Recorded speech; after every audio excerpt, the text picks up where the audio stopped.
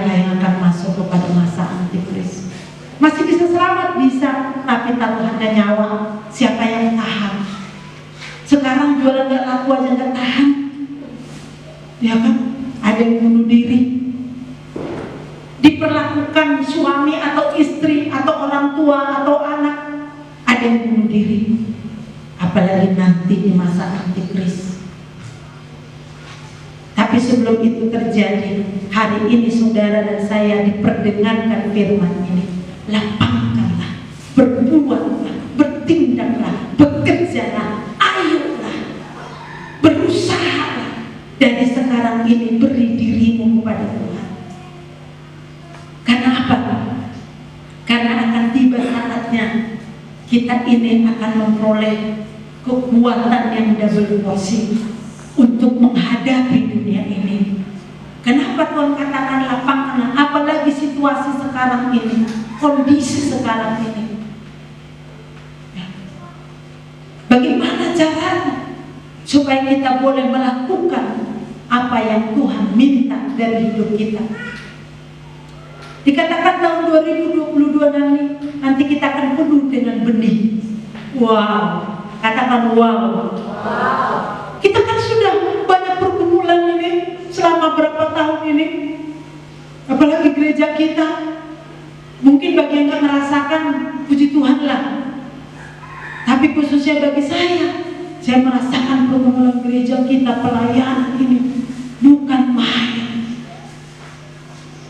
Kalau secara daging rasanya gak mampu, ya. Kalau saudara masih hanya pikirkan dapurmu, anakmu, kalau saya masih pikirkan semua ini dan itu, pekerjaan Tuhan. Tapi Tuhan berkata bahwa ada kemuliaan di balik salibmu. Ada kemuliaan di balik salib. Kita baca dulu ayat yang pertama dari Yesaya 54 ini. Ayat yang pertama kalau ditampilkan, kita baca yuk, 1, 2, 3 ya. Bersorak-sorai hai si mandul yang tidak pernah melahirkan, bergembira dengan sorak-sorai dan membengkiklah hai engkau yang tidak pernah menderita sakit bersalin, sebab yang ditinggalkan suaminya akan mempunyai lebih banyak anak daripada yang bersuami, firman Tuhan. Katakan ayat ini, bersorak-sorailah hai si mandul. Mungkin saudara selama ini merasa mandul. Tahu mandul ya? Gak pernah melahirkan. Mungkin saudara bukan mandul secara daging, tidak melahirkan anak. Tapi walaupun ada yang demikian, terutama saudara yang selama ini biasa-biasa saja, tidak respon, tidak peduli, tidak memberi diri kepada pekerjaan Tuhan, kepada Tuhan terutama, tidak melayani Tuhan, biasa-biasa saja. Tidak ada yang bisa dibanggakan dari caramu beribadah, dari caramu melayani Tuhan, karena memang belum memberi diri. Tetapi janji Tuhan, tahun 2022 kita akan penuh dengan benih-benih. Saat ini firman Tuhan katakan bersorak-sorai. Jadi supaya kita penuh dengan benih, supaya kita dapat melapangkan kemah kita, mulai dari ayat 2, 3 tadi dan seterusnya. Yang pertama harus kita lakukan adalah bersorak-sorai. Arti bersorak-sorai, datanglah kepada Tuhan, memuji Tuhan, meninggikan nama Tuhan. Sudah termasuk di sana berdoa, meresponi rencana Tuhan, bersorak-sorai. Maka kalau kita melakukan yang pertama ini, cari dahulu kerajaan Allah dan kebenarannya, maka semuanya akan ditambahkan. Karena bersorak-sorai adalah mencari Tuhan, memberi diri kepada Allah, mulai bertindak, memuji Tuhan, ada pujian di rumah-rumah, ada tari-tarian di jalan-jalan. Dan ini sedang Tuhan realisasikan. Nanti saya sore di dalam Natal itu akan bawa firman Tuhan. Saya percaya ada sesuatu yang akan Allah kerjakan nanti sore di tempat ini buat orang-orang yang punya kesempatan memuji Tuhan di tempat ini. Dari pagi saya tumpangin tangan atas nama-nama keluarga mereka. Saya katakan, Tuhan, ini anak-anak Tuhan, jangan mereka. Doakan saudara nanti kalau saudara tidak hadir, berdoa khusus untuk semua Natal sore ini supaya mereka dilawan oleh Roh Kudus. Kalau gereja kita dipercayakan bukan karena pendetanya keren, banyak kekurangan kami hamba Tuhan, tapi Allah sedang mempercayakan kita untuk berbuat, memiliki belas kasih. Mungkin bagi beberapa orang, itu biasa, itu begini. Tapi bagi saya pribadi, inilah cara Tuhan sedang menjawab doa-doa kita. Tidak ada yang kebetulan. Kalaupun mungkin di antara saudara berpikir itu kebetulan, itu pura-pura ini dan ini, ada udang di balik batu, terserah. Dan kalaupun itu memang benar, terserah. Namun satu yang kita katakan hari ini, kalau Tuhan sudah percayakan, saya tahu Tuhan sedang melakukan sesuatu bagi mereka. Dan ingat, yang terdahulu menjadi yang terkemudian, yang terkemudian menjadi yang terdahulu. Saudara perlu renungkan ini sebagai jemaat Tuhan di Desa Arwas. Jangan sampai di rumah saudara tidak ada puji-pujian, tidak ada penyembahan. Sekarang di antara mereka, karena sudah berapa kami layani, di antara mereka sudah membuka doa mezbah di rumah mereka setiap pagi. Bahkan saya kaget, ada satu keluarga, dia bikin papan tulis besar di rumahnya, dan dia tuliskan, dia cari dari YouTube, dia cari dari buku-buku apa artinya. Mereka belajar mulai dari Kejadian, mereka tuliskan dan diajarkan kepada anak-anaknya, ini loh ternyata, ini loh ternyata. Saya pikir saya aja belum pernah bikin kayak gitu, sedetail itu. Mereka yang baru dijamah oleh Tuhan sudah mampu bikin kayak gitu sama anak-anak. Bagaimana dengan jemaat Arwas? Sudah berapa tahun menjadi jemaat? Sudah ada mezbah doa di rumahnya. Doa bersama dengan anak, istri, suami, dan setiap orang yang tinggal bersama dengan kita. Padahal kita nyanyikan ada pujian di rumah-rumah, tapi kita sendiri tidak mulai mengambil bagian itu untuk membuka mezbah doa di rumah kita sebagai jemaat yang sudah Tuhan taruh, yang sudah Tuhan ingatkan. Saya bahkan kemarin ada berapa minggu yang lalu seorang jemaat dari tempat ini bilang gini, karena saya dan gereja bilang untuk kita kembali membaca firman 15 pasal, ya minimal 5 pasal satu hari.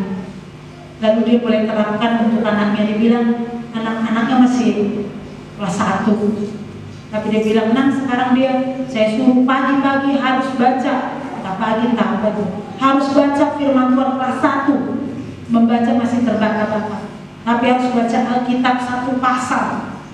Kalau nggak salah ingat ya, 1 pasal harus baca. Wow, saya percaya kalau ini langsung diresponi seperti itu oleh semua jemaat, meresponi hal demikian, yang membaca Alkitab, saya percaya anak-anak kita luar biasa akan diberkati oleh Tuhan. Anak cucu kita akan diberkati. Karena membaca firman Allah itu dahsyat dan luar biasa. Bersorak-sorai. Jangan baca Alkitab menjadi beban, tapi bersorak-sorai membaca Alkitab. Jangan berdoa menjadi beban, bersorak-sorai waktu kau berdoa. Jangan berpuasa menjadi beban, bersorak-sorai waktu kau berpuasa. Karena tahun 2022 kita akan banyak berpuasa. Kita akan Januari nanti kita akan masuk kembali puasa 21 hari. Karena bencana-bencana akan terjadi di bangsa kita ini. Supaya kita menahan membatalkan, memberkati supaya Tuhan terbuka hatinya untuk belas kasihannya, supaya Injil boleh sampai ke setiap mereka yang belum mengenal Tuhan. Kemarin pagi tiba-tiba saya dapat kiriman foto banjir ya, ke tempat kita yang baru ini dari Aceh kan, dari tetangga sebelah kami baru tahu lagi di banjir kan.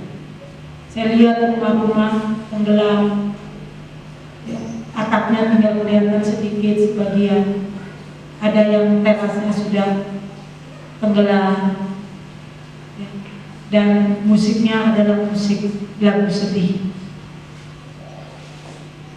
Bencana alam saudara kita mengalami gunung meletus, apalagi banjir bandang, gempa hari-hari ini. Makanya sinyal sering terganggu karena gempa di Indonesia.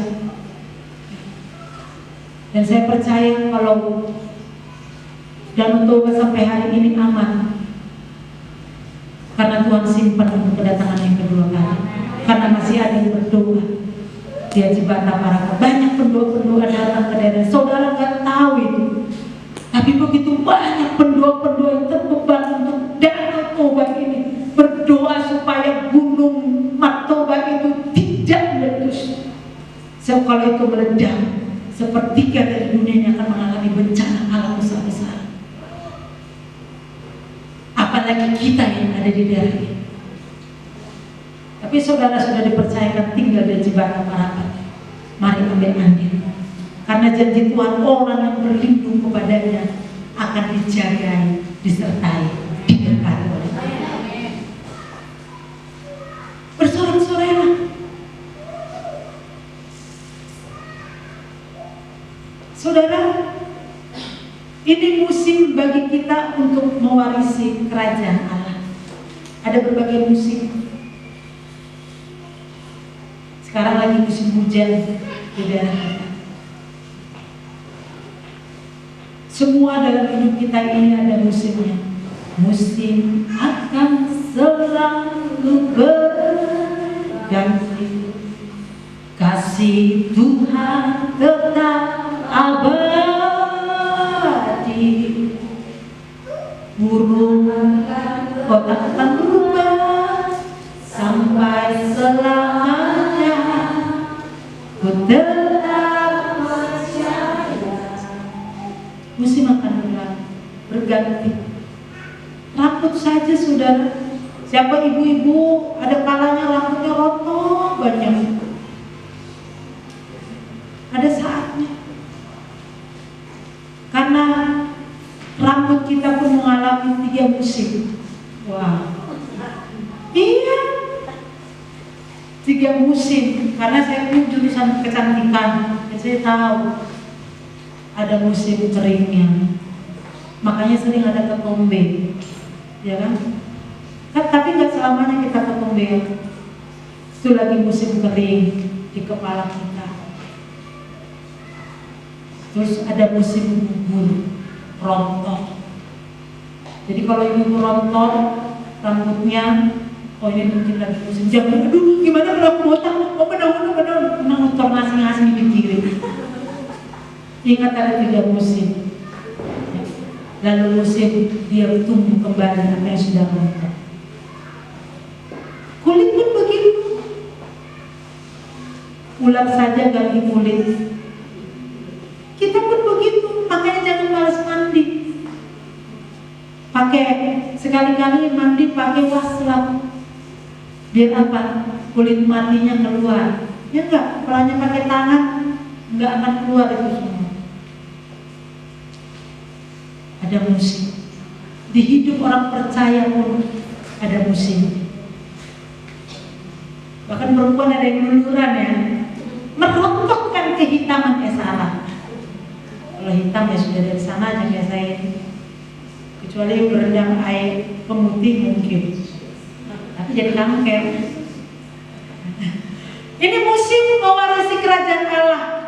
Tadi dikatakan keturunanku akan mendiami kota-kota sunyi. Kalau apa? Kalau bersorak-sorai. Kalau memuji Tuhan, mengutamakan Allah, berbuat kepada Tuhan, saudara akan melihat keturunan kita akan menduduki kota-kota sunyi.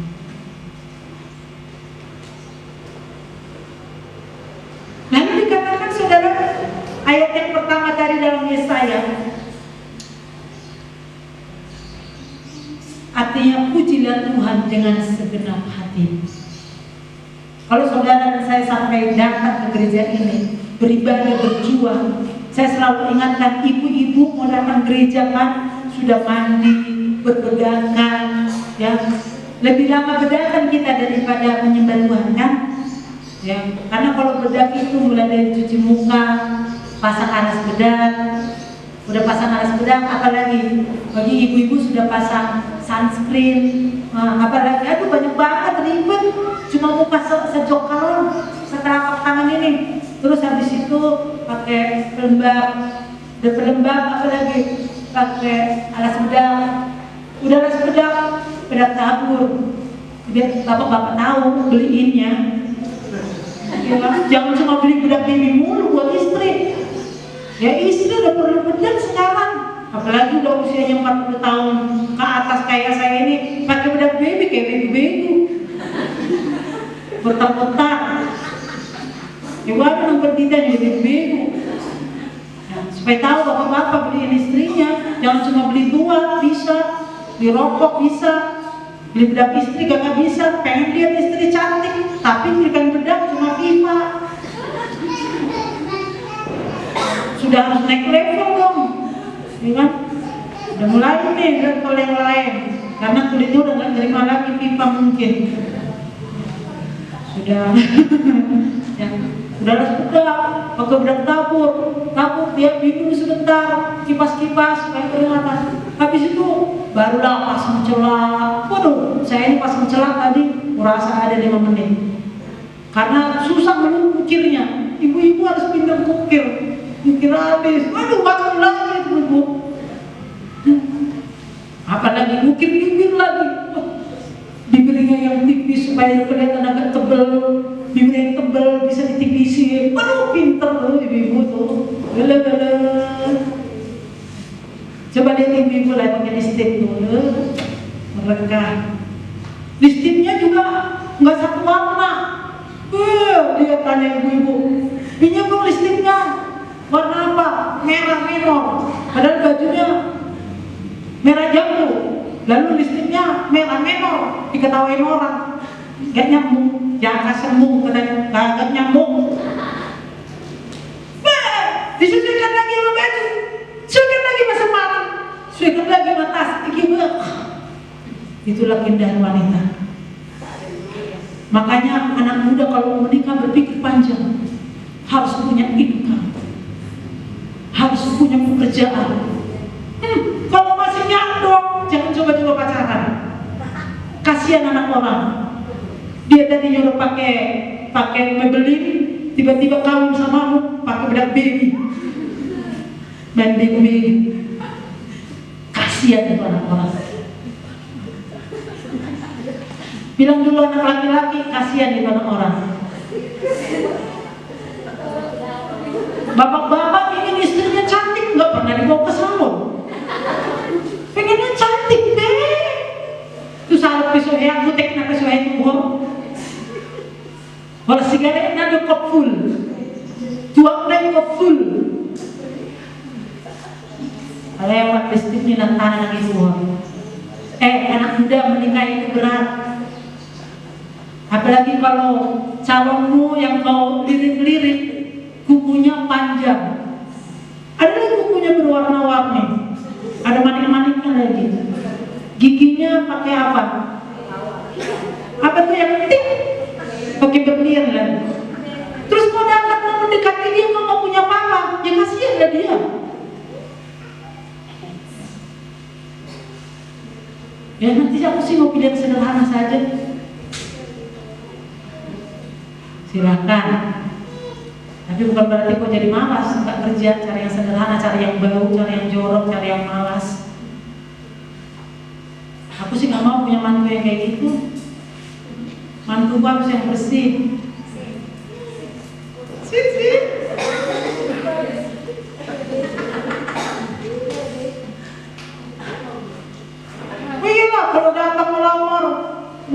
kamar dia pakai berbau rambut nggak pangkas, giginya kuning semua. Ih, tapi Niko, nama berjibiot jono, nggak ada mulus, cuma aku salah. Cinta itu harus pakai hikmah. Jangan cinta buta, ya. Jadi orang mau kawin harus kerja. Kalau belum kerja, ya pemulung pun nggak apa-apa, yang penting kerja. Isinya mana? Ya. Jadi keturunan kita akan diberkati. Kita capek-capek kan datang. Ya. Kita masih enak, masih baju kita sederhana. Gimana ada satu organisasi, mereka tiap minggu harus tampil keren. Mulai dari selendangnya sampai ininya, sepatunya harus senada. Dan kalau berjalan harus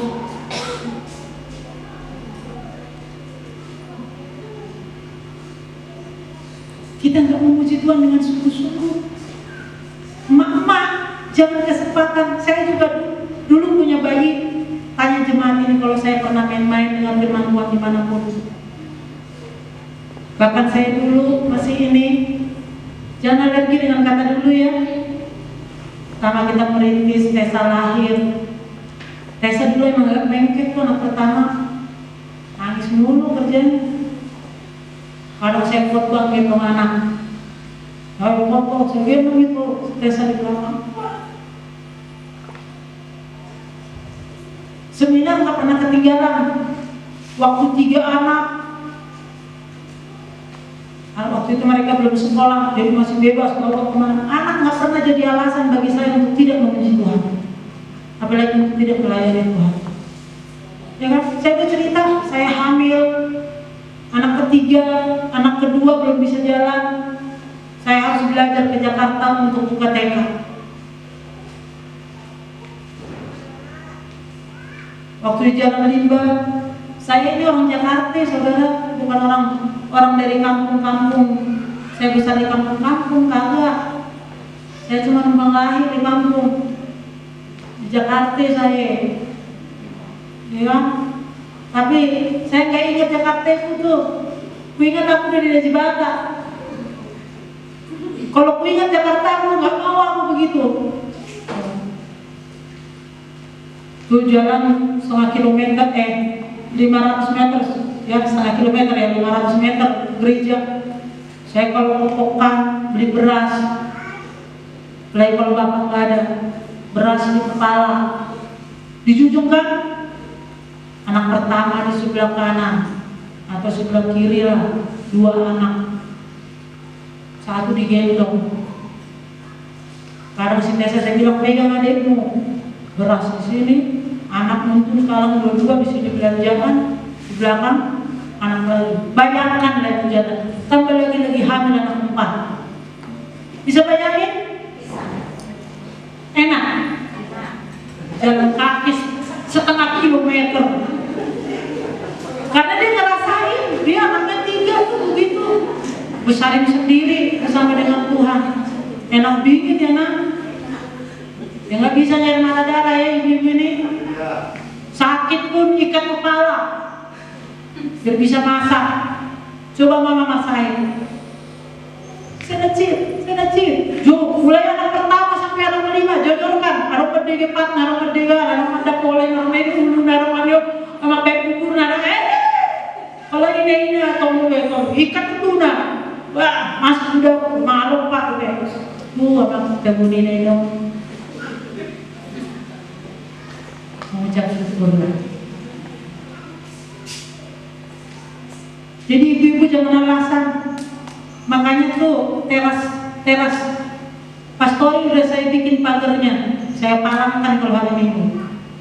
Karena emak-emak suka ngobrol di situ dengan firman, alasan jaga anak. Ya kan, bunga saya hancur deh. Jaga anak, emaknya main HP ngobrol, bunga saya hancur dulu di situ. Tiap pagi siang malam saya sayang, saya sirami,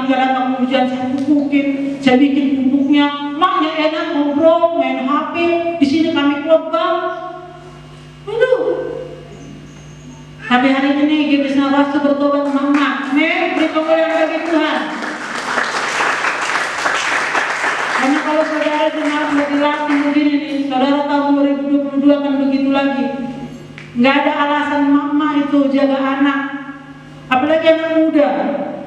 Alasannya jaga anak kakaknya lah, apalah. Nggak oke kau dengar firman Tuhan saja. Biar maknya yang jaga. Opungnya juga gitu, memuji Tuhan, biar maknya, biar tahu kayak mana rasanya punya anak.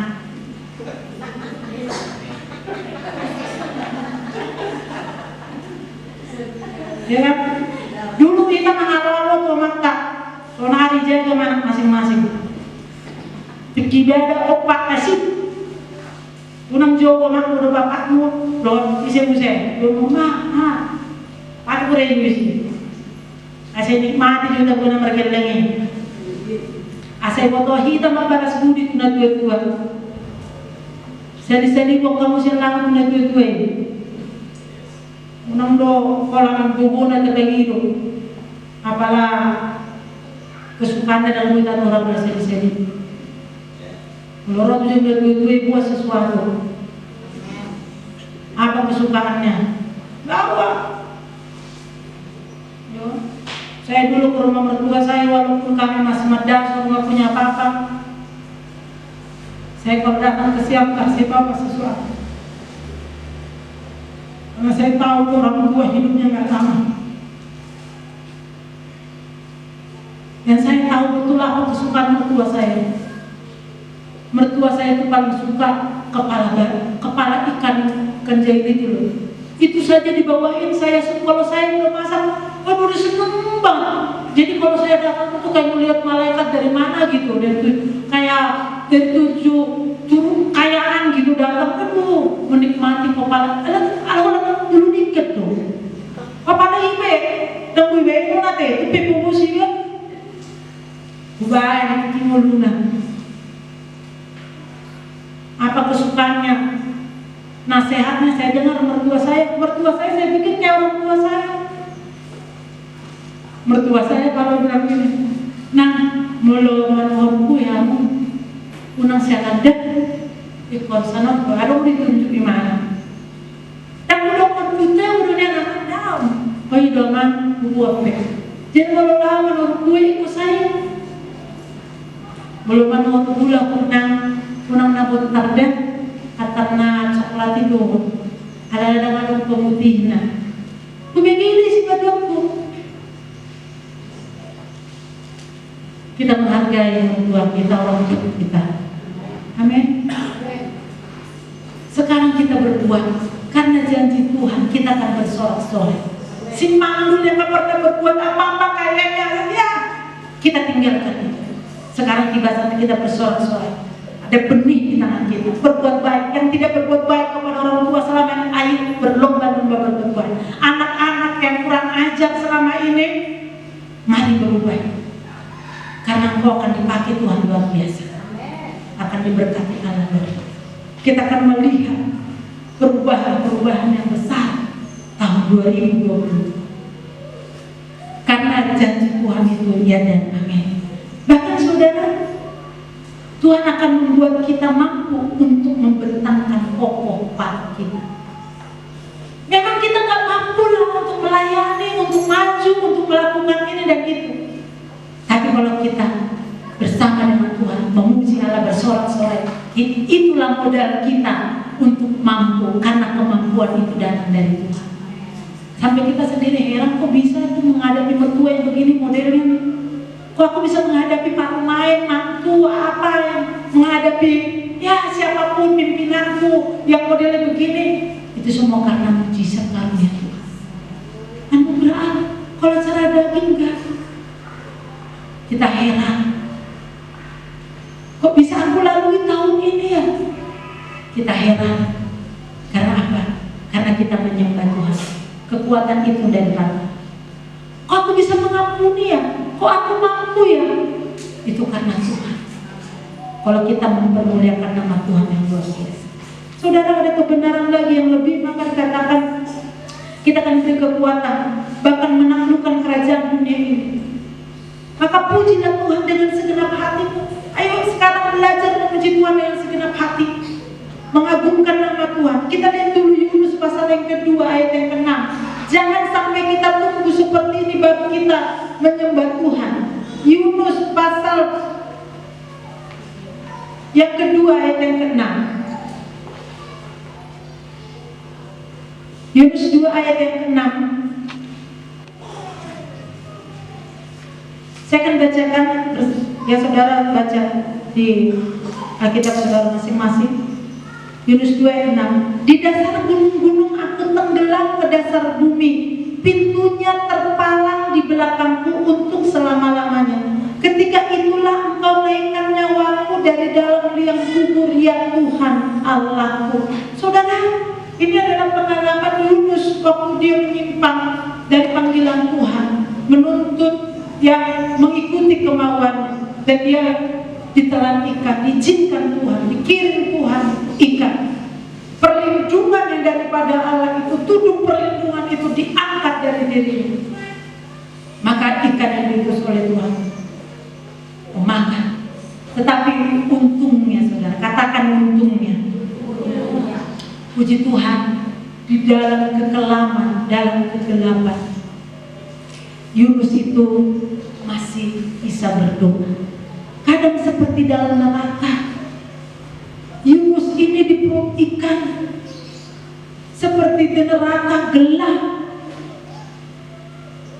Bukankah mujizat kalau dalam kegelapan seperti itu Yunus masih bisa berdoa? Bukankah itu satu mujizat? Di dalam kegelapan, dia ungkapkan di ayat yang ke-6 ini dengan sungguh-sungguh, dia bilang, di dasar gunung-gunung aku tenggelam ke dasar bumi, pintunya terpalang di belakangku untuk selama-lamanya. Ketika itulah engkau naikkan nyawaku dari dalam liang kubur, ya Tuhan Allah. Kalau saudara dalam kegelapan, di dalam belenggu, di dalam ketidakberdayaan, di dalam aniaya, di dalam apa yang kau alami sepanjang tahun ini, ada banyak yang tidak menyenangkan, menyesakkan, menghimpit, ya, membuat hati kita tertekan, jiwa kita tertekan. Kalau Yunus, ketika dia salah, dia masuk ke lingkup itu, dia masih bisa berdoa. Doa kami, doa kita sekalian, ketika kita mengalami kegelapan itu, tetaplah berdoa. Jangan tinggalkan doa.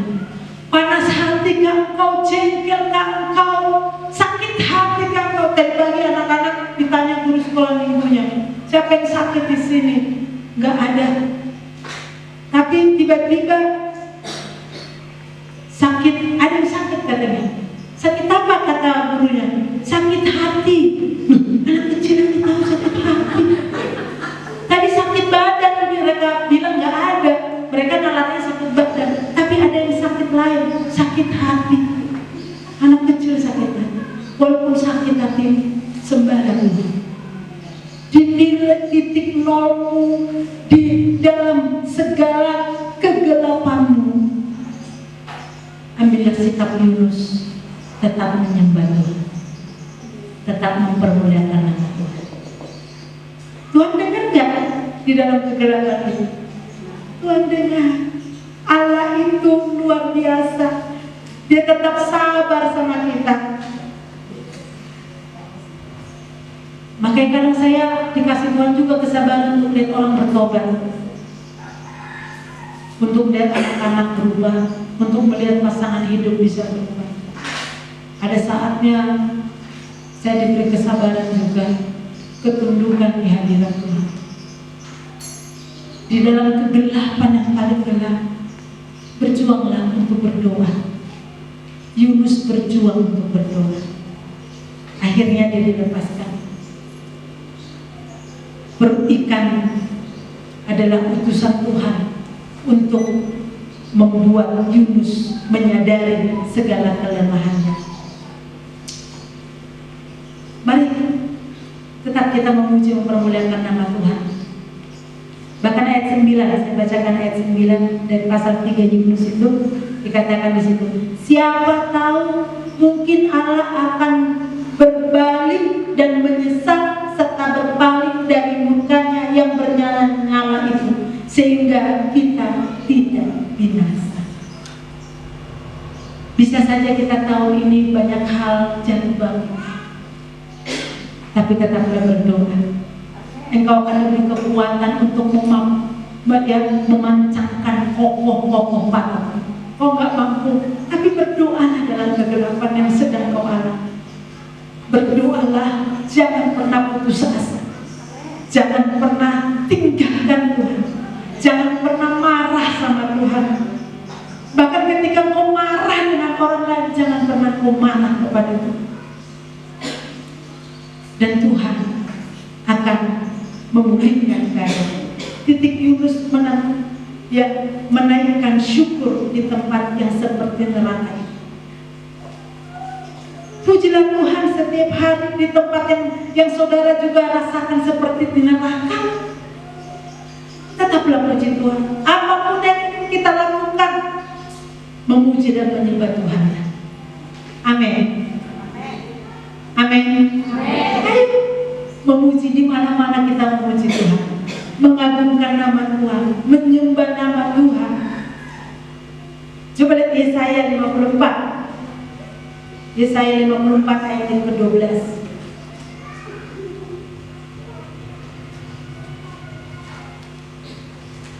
Haleluya. Tuhan dahsyat memelihara kita. Yesaya 54 ayat 12 katakan di situ.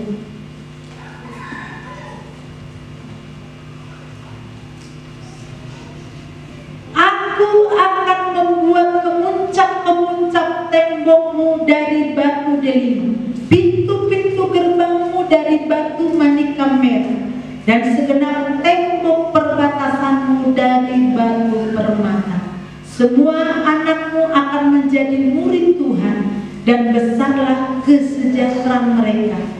Engkau akan ditegakkan di atas kebenaran, engkau akan jauh dari pemerasan, sebab engkau tidak usah lagi takut, dan engkau akan jauh dari kekejutan, sebab ia tidak akan mendekat kepadamu. Amin. Katakan, Tuhan akan membuat kemuncak-kemuncak tembokmu dari batu delima. Batu delima itu berbicara tentang kekayaan ilahi dari Tuhan. Tahun-tahun ini, tahun ke depan, transparansi, kejelasan tentang hidupmu, tentang masa depanmu akan diperjelas oleh Tuhan. Mungkin tahun ini agak samar-samar, tapi nantikan akhir tahun ini dengan pujian penyembahan. Saudara, transparansi, penjelasan, kejelasan akan masa depan, akan doa-doa kita akan Tuhan nyatakan. Bahkan dikelilingi, dipenuhi dengan janji-janji Tuhan. Hidup kita ini penuh dengan janji Tuhan. Kalau Tuhan tidak pernah mengingkari janji, mari kita semua percaya saja kepada Tuhan.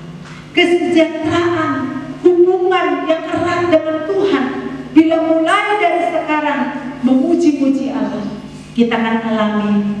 Nanti Mazmur 73 saudara baca, akan kita alami Mazmur 73.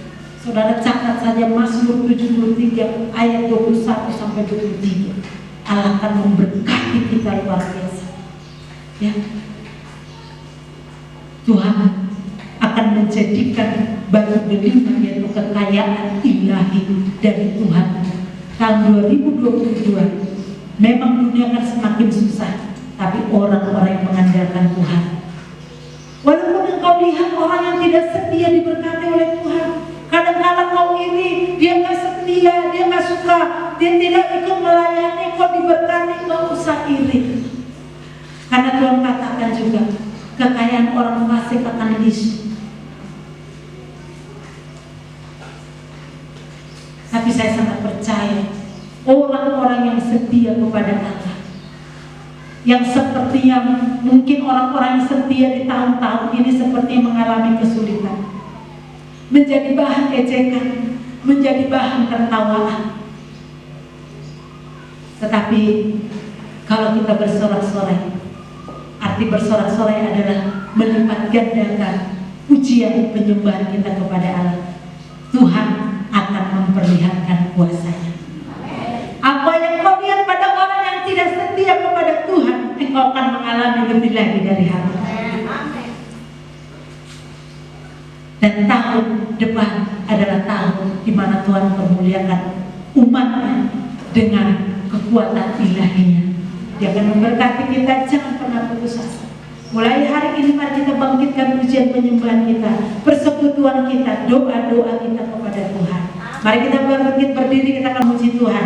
Sering kita menyembah Tuhan, karena berbicara tentang pujian penyembahan, kita akan bersukacita di hadapan Tuhan.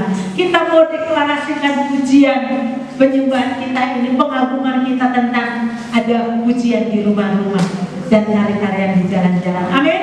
Siapa anak muda memuji Tuhan? Saya mau lihat kabar itu benar. Kabar di mana pemuda, remaja dan waktu memuji Tuhan.